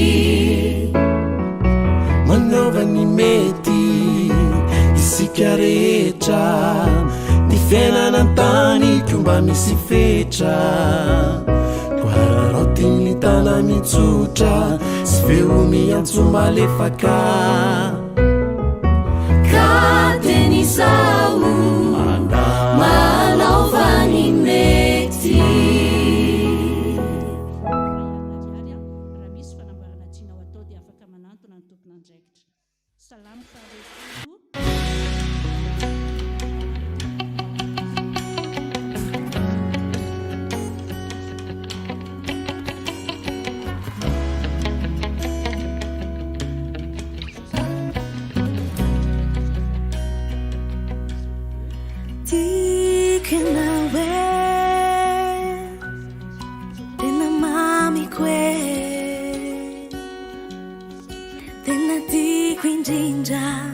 malala ny foko ianao tsy sosio tsy atakaloko anisanisa tsy hosoloko ninonine fa hatramin'ny farany antsika sy anao hatramin'ny farany afoko izay maminy foko ety de omeko anao nandao ay azy izao tontolo izao zaho tsy alaminao nafaly ao nalahelo ao telefoninao nahary ao nany ao tsy nolaosanao ka inty ao mivoady fanao anao hatramy farany tikanao tena mamiko tena tiako indrindra malala ny foko ianao tsy sosio tsy atakaloko anisanisa tsy hosoloko ninonine fa hatramin'ny farany antsika sy anao hatramin'ny farany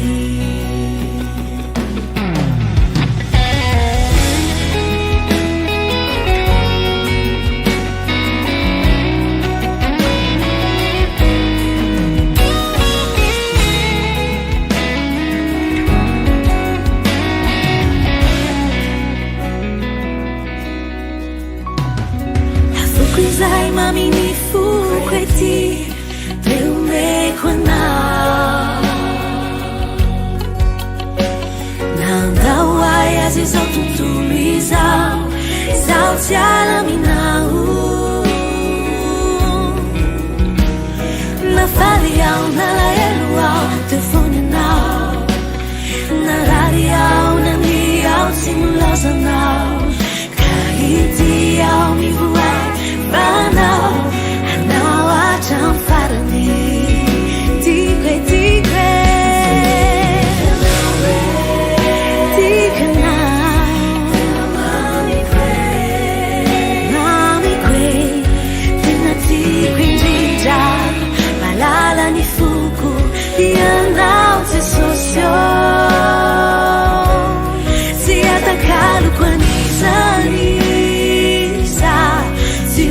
solokoniny none hatramy farany etsika sianao hatramy farany tsikanao tena mamiko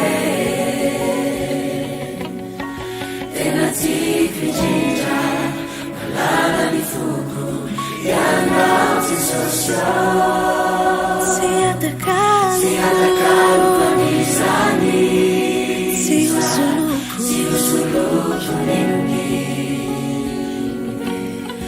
hatramy farany etsika sianao hatramy farany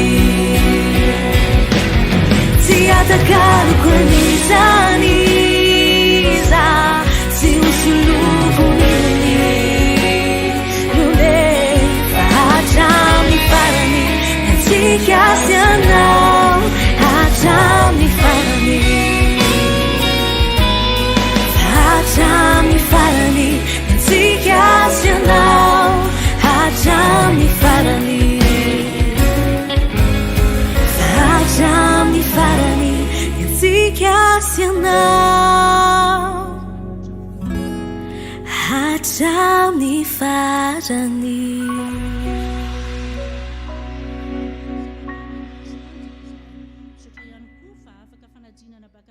zanako ary apetrako aminao ny fikasana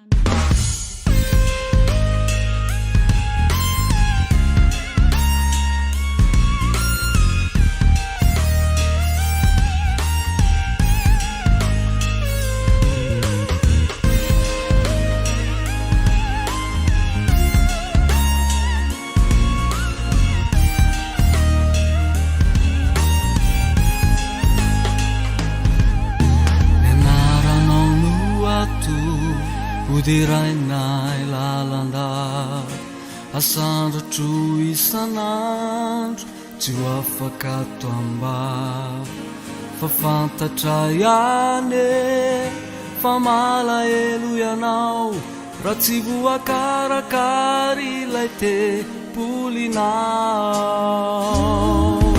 ianao ry fiangonanao notoloranady itambinao tsy overy iasa fazaky Jesosy tomponay izy no erinay ny anarany faneva hoentinay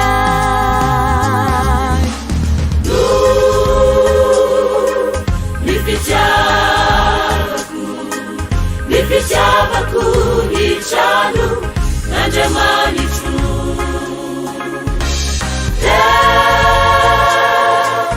omeko azy zay volamena volafotsy analako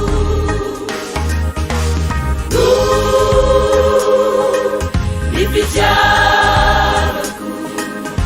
fitiavako ny trano n'Andriamanitro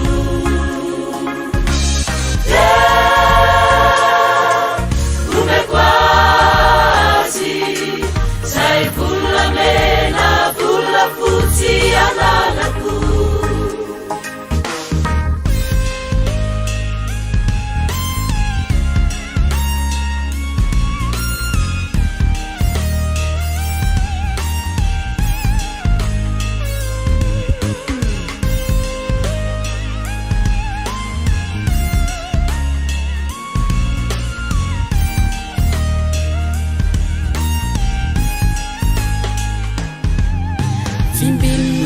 sanandro ampaherezoto fanahy faendre eripotsy mety olay ny tena sy ny say iasa hoanao mane miany anefa eo ny sandrinao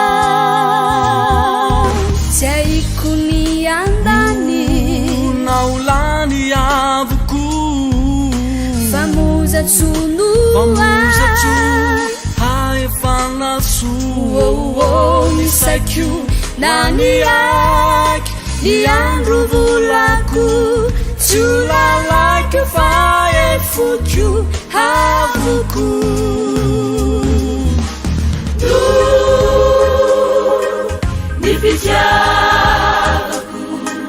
ny fitiavako ny trano n'Andriamanitro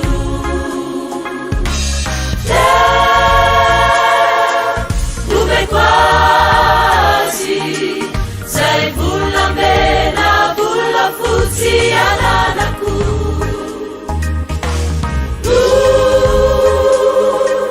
ny fitiavako ny trano n'Andriamanitro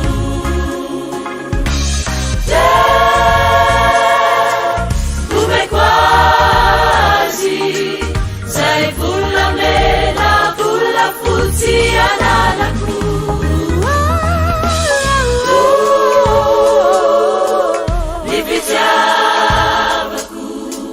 ny fitiavako ny trano n'Andriamanitro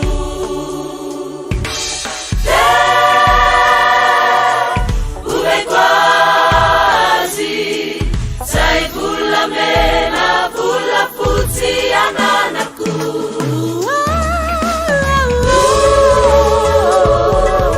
ny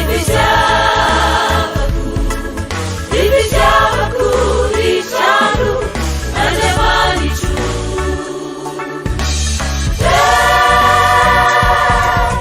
omeko azy zay volamena volafotsy ananako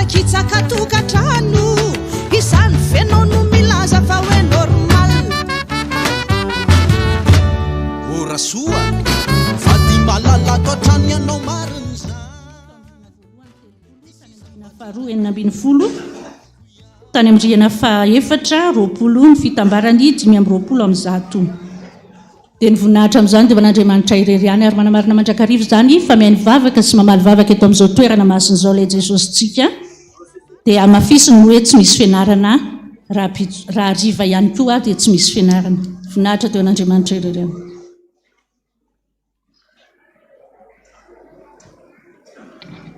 dia misaotra an'Andriamanitra tsika ry havana ny amin'izany voady be dia be fijoroana vavolombelona izany a ary dia tsara mampahafantatra antsika ny procession zay nataon'ny ray-pianakaviana rehetra tamin'ny herin'ny androany a fa dia vakina amintsika izany mba hofantatsika tao anatin'ny fiangonana nazahoana voly zany a 10,000 sy 10 rasoloha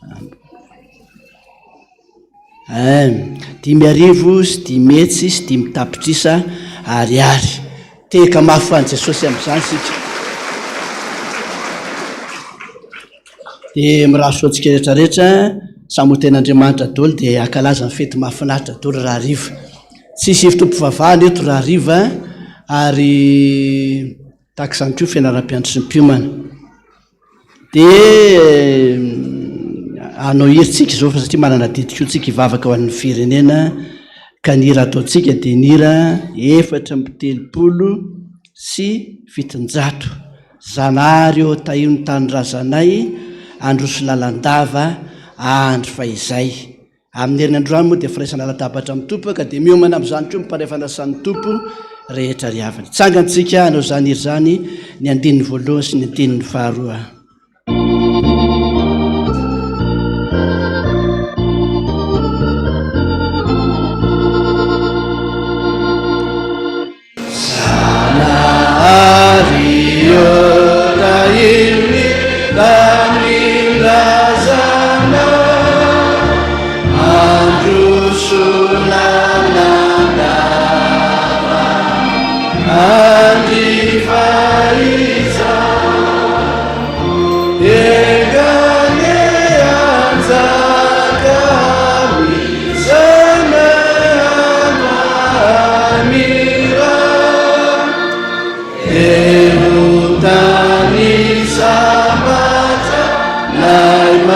Gasigara reputana yarulana narua repinudana yaruvi nalandava tulur saina yendi pesimai pesaina yendi kindasima kalmar manen wanzakutua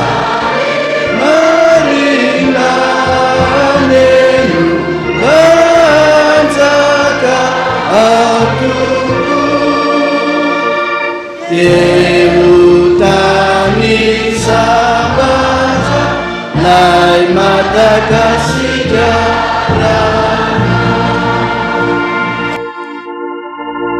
Favakisika misaotra anao zay Andriamanitra fa tsaroana tokoa fa Andriamanitra tsy mizatavan'olona ianao Andriamanitra mpamindra fo ianao ary ny famindramponao a zany mbola tsy nalanindritranay ka tonga miseho a sy meona aminao a eto amin'ity toerana masina ity makasitraka anao zay Jesosy fa ianao ny tomponay sy mpamonjy anay ary tsy miova fa mbola mivavaka ao anay sy mifona ao anay isan'andro eo an-tananankavanan'Andriamanitra ray fa ratsy zany efa tsisy tety intsony zay na diray aza satria fahafatesana ny tambon'ny ota ary tsy misy manao ny marina na diray aza fa famindrampo zany ny ivelomanay famindrampo zany mbola iainanay ka dia misaotra makasitraka ny amin'izany zay Jesosy reo ny mpanomponao a jory vavolombelona tamin'ny alalan'izao voady efa nianiana ny teo anatrehanao zao a engany mba nakasitraka izany ianao fa ireny no manam-pirofo fa Andriamanitra mpamaly vavaka ianao sitrana ny marary ny va ny olana tanteraka zetra ny kasaina sy ny rina tao anatin'ny fony ny mpanomponao tsiraray avy ka dia mendrika manatitra fisaorana sy fanomezam-boninahitra hitanao trehanao izy ireny ary tsy ho azy rery any zany fisaorana sy fanomezam-boninahitra zany fa ho anay mpanomponao tsiraray avy zay tonga nandre koa zany fijorona vavolombelona tamin'ny alalan'ireny voady ireny ka dia miaraka misaotra anao ny fiangonana rehetra manao hoe misaotra Jesosy renao koa nefa ny etaeta sy ny faniriana tao anatin'izy ireo na dia tsy voaveriketritsony azy zany fa foy ny fisainana sy ny fitadidiana Jesosy efa renao zany ka na inona ny tonony ny mpanomponao teto nangatahany tao anatin'ny voady efa hanokatra varavarana mivoenao mba hidina ny fitahiana sy ny fahasoavana manana mbiampy ho an'izy ireo tsiraray avy ka dia makasitraka ny amin'izany zay Jesosy. Mbola marobe koa nefa nivavaka tsy voatonona teto, tsy mba re tao anatin'ny toriteny zany, mety tsy eno tao anatin'ny tononkiro zany, tao anatin'ny fanentanana maro samihafa zany, fa ireo ny mpanomponao anonona zany anatin'ny fony tsiraray avy any mba manararoatra zay Jesosy amin'izao famaraparana amin'ny fotoana zao, fa tsy mba vitany eny atokantrano zany, any be korotana any, be ny ady any, be ny zavatra manahirana any Jesosy, tsy misy fifantohana akory azy.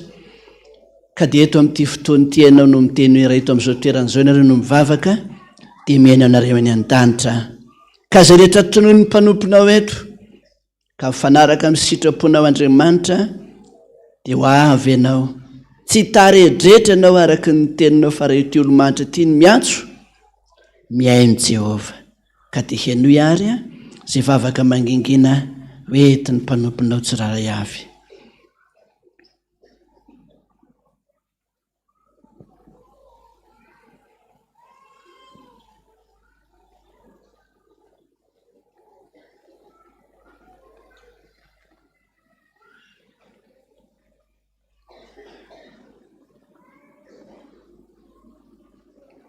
Sotra Jesosy,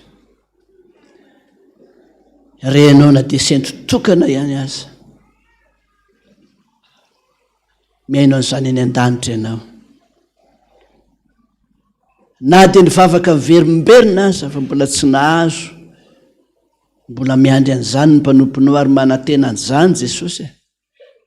Fenao mihitsy nefa nilaza fa zay maharitra hatramin'ny farany zany ihany no vonjena, ka naroviana miandro zay Jesosy.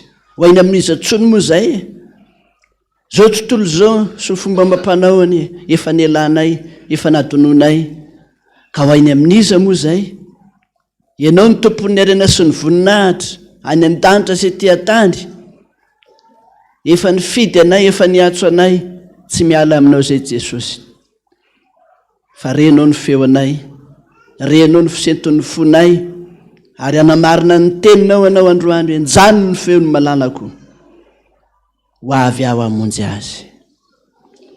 Zany ny fifaliana Jesosy.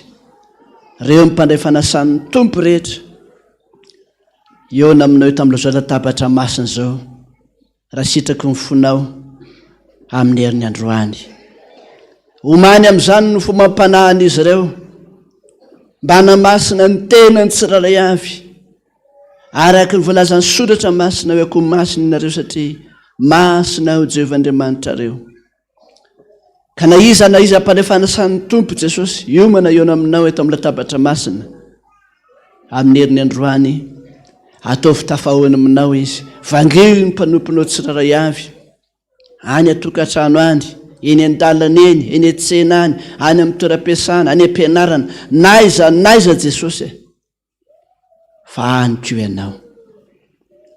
Ary ny fangatana rehetra zay nataonay teto aza ela Jesosy, fa so mieritreritra amin'ny mpanomponao fa miandry dia miandry an'i Jehovah ho ny mpanao salamo, ka miatombena tsara ny fanahiko. Zany fiatombenana tsara ny fanahana izany no inonay marimarina tokoa fa tsy hanosy-potanana anay ianao, fa hanome anay na dia izay tsy nangatahanay aza. Ka dia miaraka mangataka ny fiangonana manao hoe Jesosy hienohy ny vavakay. Sotra Jesosy. Tahiny herinandro voavoandray izay diavinay manomboka ny rahampitso, tahiny fahasalamanay, tahiny fidiram-bolanay, tahiny fanadinany zanakay, fianarany zanakay, ny asa mandraranay, indrindra ny asa fanompona zay ataonay. Tahio fiangonana rehetra FPVM manerana an'izao tontolo zao, zay tarihan'ny ray aman-dreny lehibe Dada Randrianatoandro any amin'ny toerana misy azy ihany ko ianao amin'izao raha sy fotoana izao mbola mery tanjaka fahasalamana ho azy hoentiny mitondra azo vahoaka marobe zao Jesosy. Zay rehetra tsy voatolonay efa fantatro fa mahasoanay zany dia hotohizanay zany vavaka zany amin'ilay nampianarinao manao hoe rainay izay ny an-danitra ho amasinina neny anaranao ho tonga neny fanjakanao atao aneny sitraponao ety an-tany tahaka neny an-danitra meo anay anio ny anina saza ho anay ary mamelany elokay tahaka namelana izay meloka taminay ary aza mitondra anay amin'ny fakam-panahy fa manafahanay amin'ny ratsy anao ny fanjakana sy ny hery ary ny voninahitra mandrakizay amen. Raisontsotranno zay tononona amin'ny anaran'i Jesosy Kristy tompontsika manao hoe aza matahotra aza mieritreritra foana ho Jehova tompony maro fa efa niatso ny anaranao aho ianao zany ho niteraka anao androany ka ny zanako sy ny asan'ny tanako avela ho adidiko ihany fa tsy andao anao aho na afo ianao akory fa Jehova iady ho anao fa ianao kosa angina manoloana ny fahavalo rehetrarehetra ary iady amin'izay miady aminao ho Jehova tompony maro. Sotra Jesosy ho anao ny dera ho anao ny haja ho anao ny sotra sy ny voninahitra mandrakizay amen. Ny raha hoe indro apetrako aminao fahafitopolo amin'ny firana fiderana no ataontsika amaranantsika izany andininy voalohany ihany ny miankina aminao.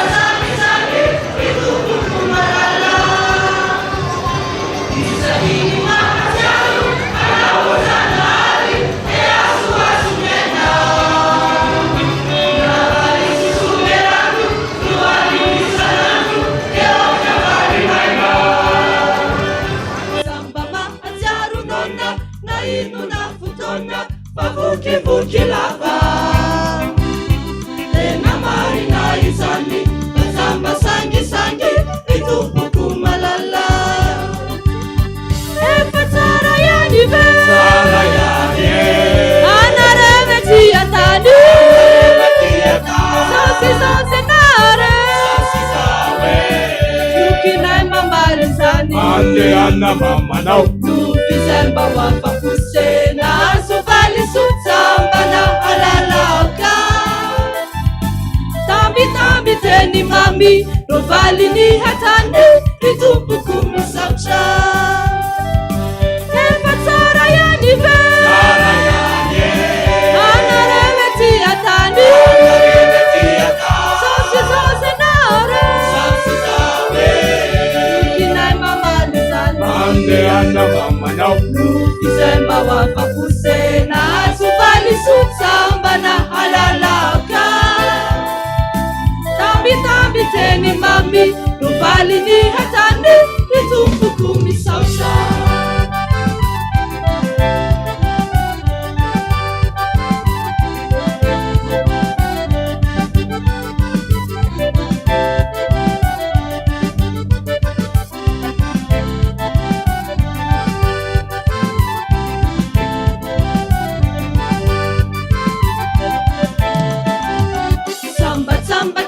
Vuku na machani finuku na sofanjesena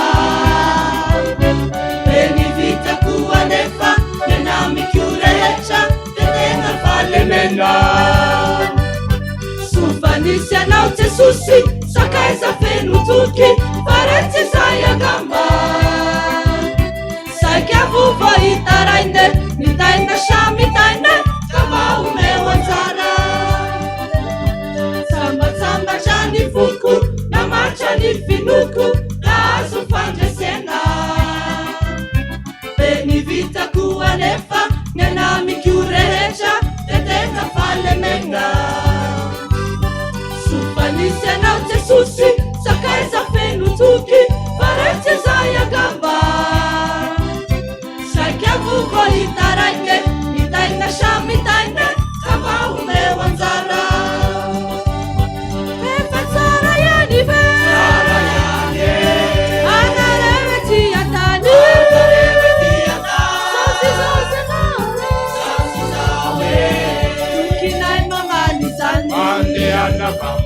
Tukizemba wafapusena asubali sutsambana alalaka Ewi jinjarwila zaku ipitu chakiatu misaucha te misaucha